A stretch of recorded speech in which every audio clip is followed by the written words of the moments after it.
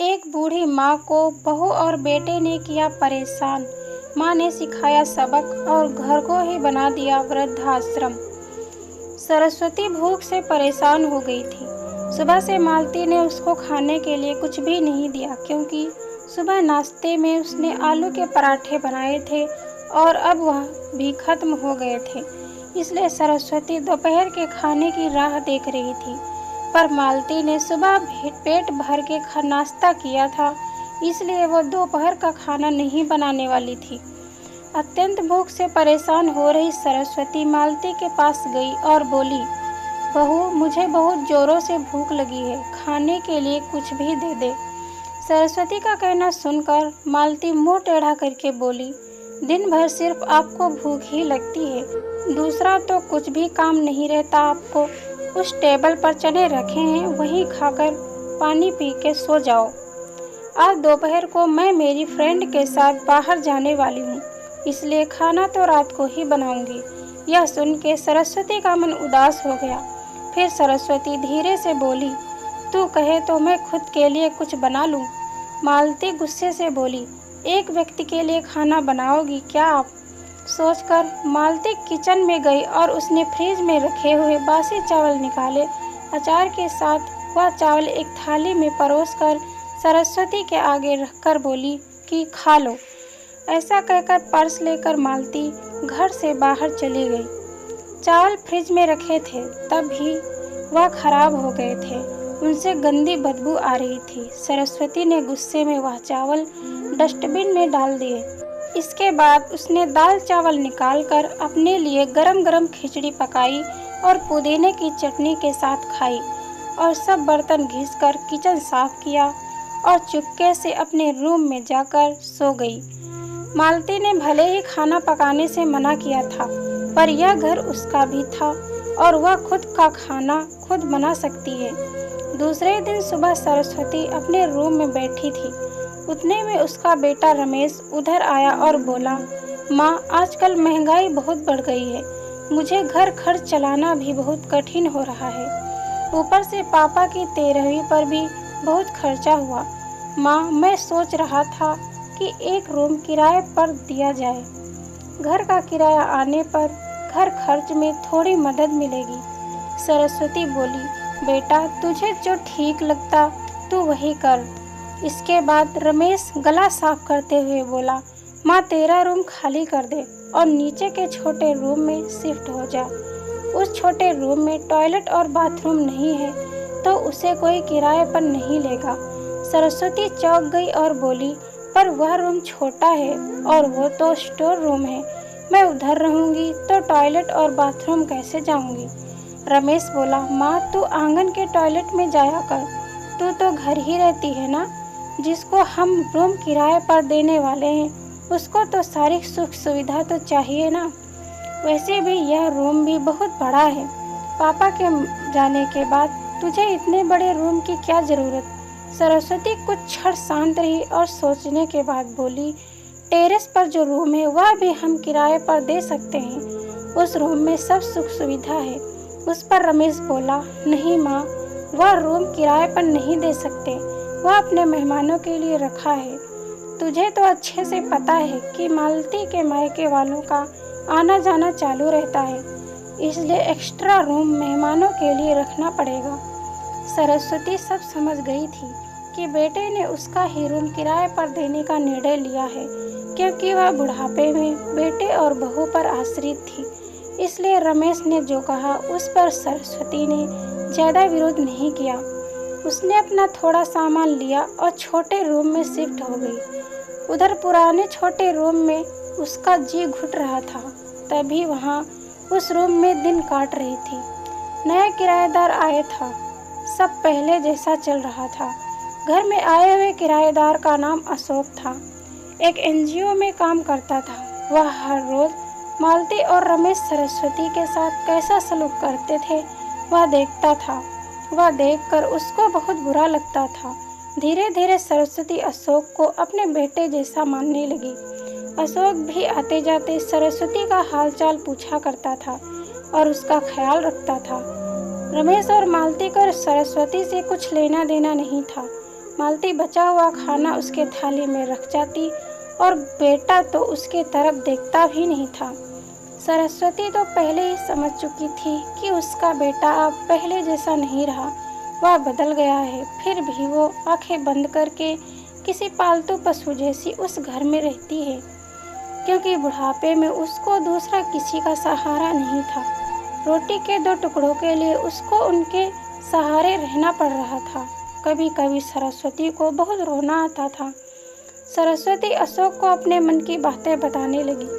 उनके पति की मौत बेटे की लापरवाही से हुई थी, पर वो ज़्यादा नहीं बोल पा रही थी। जब पति काम पर जाते थे तब घर में हम दोनों को बहुत मान सम्मान मिलता था। जब वह काम में असमर्थ हो गए तब रमेश को उन्होंने घर खर्च में मदद किया, ऐसा कहा। यह बातें रमेश के मन को बहुत लगी। जब तक पति घर चला रहे थे रमेश अपने सब पैसे बचा लेता था, पर अब शर्म से और मजबूरी में उसको घर खर्च चलाना पड़ रहा था। धीरे धीरे माँ बाप का खर्च उसको बोझ लग रहा था, लेकिन वह स्पष्ट रूप से कुछ भी नहीं कह सकता था। इस बीच पति का स्वास्थ्य बहुत बिगड़ गया और वह चल बसे। डॉक्टर के पास जाने से पता चला कि उनको निमोनिया हुआ है।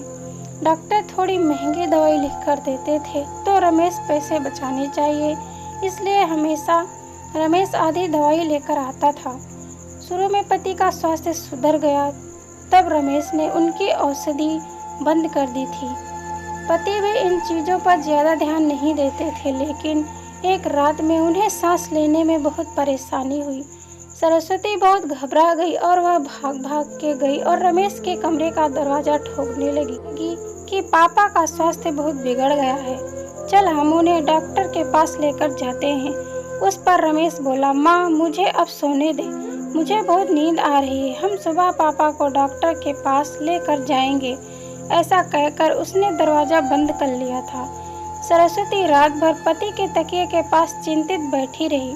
कभी छाती को तेल लगाकर मालिश कर रही थी, तो कभी भाप से दे रही थी, पर भगवान को कुछ अलग स्वीकार था। सुबह तक उनकी मृत्यु हो गई। घर में कब्रिस्तान जैसी शांति थी। रमेश रोने का नाटक करने लगा। मालती तो ऐसे रो रही थी जैसे उसको वास्तव में ससुर चले गए इस बात पर बहुत दुख हो रहा हो। सबसे ज़्यादा धक्का लगा सिर्फ सरस्वती को, पर वह कुछ बोल नहीं पा रही थी। सरस्वती के आंखों से अश्रु बह रहे थे और उसके ओठ थर थर काँप रहे थे, जैसे कि वो कहना चाहती हो कि अब रोने का नाटक क्यों कर रहे हो, मेरे पति की मौत के आप दोनों जवाबदार हो। पर वह कुछ बोल नहीं पाई। क्रियाकर्म कर दिया गया। सरस्वती के दिमाग में हमेशा एक बात चलती रहती, रमेश ने लापरवाही नहीं की होती तो आज मेरे पति जिंदा होते। उनकी मौत के बाद मालती और रमेश का व्यवहार बहुत बदल गया था। सरस्वती को भी उनके व्यवहार की आदत पड़ गई थी, इसलिए वह उनकी तरफ से कोई भी अपेक्षा नहीं रखती थी, पर उसका मन उसे अंदर ही अंदर उसे खाए जा रहा था। ऐसी औलाद को सबक भी नहीं सिखा सकती। एक दिन उनका किराएदार अशोक उनके पास आया और सरस्वती को कुछ बातें उसने समझाई। वह बातें सुनकर सरस्वती के आंखों में एक नई उम्मीद जगी। दूसरे दिन सुबह सरस्वती मालती और रमेश के पास आई और बोली, मुझे तुम दोनों से बहुत ज़रूरी बात करनी है। मुझे ऐसा लग रहा है कि तुम दोनों को मेरे साथ रहने में प्रॉब्लम है, इसलिए मैंने सोचा है कि मैं वृद्धाश्रम में रहूँगी। सरस्वती का कहना सुनकर मालती बहुत खुश हो गई। रमेश ने थोड़ा दुखी होने का नाटक किया। फिर थोड़ी देर में सरस्वती ने उन दोनों के चेहरे के हाव भाव देखे और बोली, रमेश तुझे दुखी होने की ज़रूरत नहीं है और मालती तुझे इतना खुश होने की ज़रूरत नहीं है, पहले मेरी सब बातें सुन लो। और सरस्वती हंसकर बोली, यह बातें सच्ची है कि वृद्धाश्रम में मैं रहूँगी, पर इस घर से कहीं नहीं जाऊँगी। मैं इस घर को ही वृद्धाश्रम बनाऊँगी। अब यहाँ तुम्हारे जैसे स्वार्थी बेटे और बहू यहाँ नहीं रहेंगे, मेरे जैसे बूढ़े लोग यहाँ रहेंगे। यह सुनकर रमेश और मालती दोनों ही चौंक गए। रमेश और मालती एक दूसरे की तरफ देखने लगे। उन दोनों ने सोचा था कि सरस्वती घर छोड़कर चली जाएगी तो वह दोनों खुशी से रहेंगे। उनको लगा था कि अब उनको सरस्वती की जवाबदारी नहीं लेनी पड़ेगी, उसका ख्याल नहीं रखना पड़ेगा, पर इधर तो सब उल्टा हो गया था। सरस्वती का कहना सुनकर रमेश गुस्से से बोला, माँ तेरा दिमाग तो ठीक है ना, इस घर पर मेरा अधिकार है, फिर तो इस घर को वृद्धाश्रम कैसे बना सकती है? तो भूल रहा है बेटा, अभी तक ये घर मेरे ही नाम पर है। सरस्वती गुस्से से बोली, तुम दोनों ने मुझे बहुत परेशान किया, छोटी छोटी बातों पर मेरा अपमान किया, बीमारी के वक्त भी मुझ पर ध्यान नहीं दिया, खाने पीने के लिए मुझे बहुत तरसाया, तेरे पिताजी भी मुझे छोड़कर चले गए। अगर मैंने कठोर निर्णय नहीं लिया तो मेरा भी वही हाल होगा जो तुम्हारे पापा का हुआ था। इसलिए मैंने सोचा कि बेटे के झूठे प्यार के जाल में फंसने से अच्छा मैं अपने बारे में सोचूं।